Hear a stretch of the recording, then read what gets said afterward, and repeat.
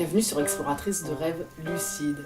Alors pour commencer, si t'es pas déjà abonné à la chaîne, n'hésite pas à le faire parce que je te poste une vidéo par jour et surtout n'hésite pas à commenter et partager ton expérience parce que je vais répondre à tout ça avec grand plaisir. Ok, donc on commence. Aujourd'hui on se pose une question, c'est quoi jupe jetée? Alors jupe jetée c'est un terme qu'on commence à voir de plus en plus. Et ce terme-là, moi, la première fois que je l'ai découvert, c'était dans le livre de Bernard Weber, Le sixième sommeil, d'ailleurs, que je te recommande, qui est super intéressant, qui traite du sommeil, des rêves lucides. Même si c'est pas dit de cette façon-là dans le livre, en tout cas, il est vraiment super bien. Et d'ailleurs, je ferai une vidéo pour reparler de quelques livres par rapport aux rêves et aux rêves lucides que j'ai adorés. Donc bref, la première fois que j'ai entendu ce terme-là, c'était dans ce livre-là. Et en fait, jupe jetée, c'est quoi exactement ? Jupe jetée, en fait, c'est tout simplement l'action de sortir d'un rêve et de replonger dans ce même rêve. Alors ça peut être fait de façon intentionnelle ou ça peut être fait de façon naturelle, entre guillemets. Donc c'est vraiment, tu te réveilles et tu replonges dans le rêve duquel tu t'étais réveillé finalement. Donc ça peut être intéressant, effectivement, de faire ça quand finalement il y a comme un sentiment d'inachevé avec ton rêve.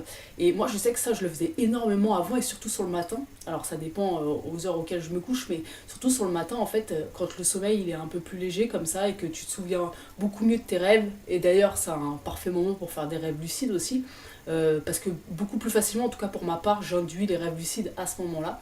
Et ce qui se passe, c'est que je me réveille et tout simplement, je suis encore engourdie dans un état un peu second et puis je replonge dans le même rêve. Alors ça peut vraiment une intention, et une intention, il suffit d'une espèce de petite étincelle comme ça et hop, tu replonges tout de suite dans le rêve. Et il ne s'agit pas de, comme par exemple la méthode Mild, de se lever, de faire autre chose et de retourner dans le sommeil. Non, c'est vraiment là, ça se fait dans la continuité. Quelque part, il y a un petit passage entre deux où tu te réveilles et tu replonges dans le rêve. Alors, pourquoi je parle de ça ? Parce que faut faire attention, parce que jupe jetée, ça veut pas dire faire un rêve lucide. C'est deux choses différentes. C'est-à-dire que tu peux effectivement, en jupe jetant, replonger dans un rêve et être lucide, garder la lucidité finalement que tu as gagnée en te réveillant et la garder dans le rêve quand tu replonges dans le rêve. Mais c'est pas une obligation. Tu peux tout simplement replonger dans ton rêve et être dans un rêve ordinaire où t'as pas de lucidité finalement.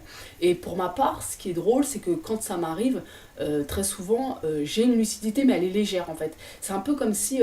alors j'ai conscience d'où est mon corps et je sens qu'il y a comme un sentiment de bizarrerie. Je suis un peu vraiment entre réel et rêve, quoi. C'est une légère lucidité. Et du coup... ce qu'il y a, c'est que quand j'ai cette légère lucidité, donc je me souviens un peu d'où est mon corps, etc., mais je peux pas agir sur le rêve. Le rêve, il continue d'être le maître, en fait, le maître de la situation dans laquelle je me trouve, ou du décor dans lequel je me trouve. Et c'est bizarre parce que je le comparerais même pas à un niveau de lucidité, c'est-à-dire c'est autre chose. C'est une espèce de forme de lucidité comme ça, qui est légère, qui est palpable, mais qui est pas bien assumée, entre guillemets. C'est particulier. Donc voilà, attention, jupe jetée, ça veut pas dire, qui dit jupe jetage dit pas rêve lucide en fait. Pas forcément.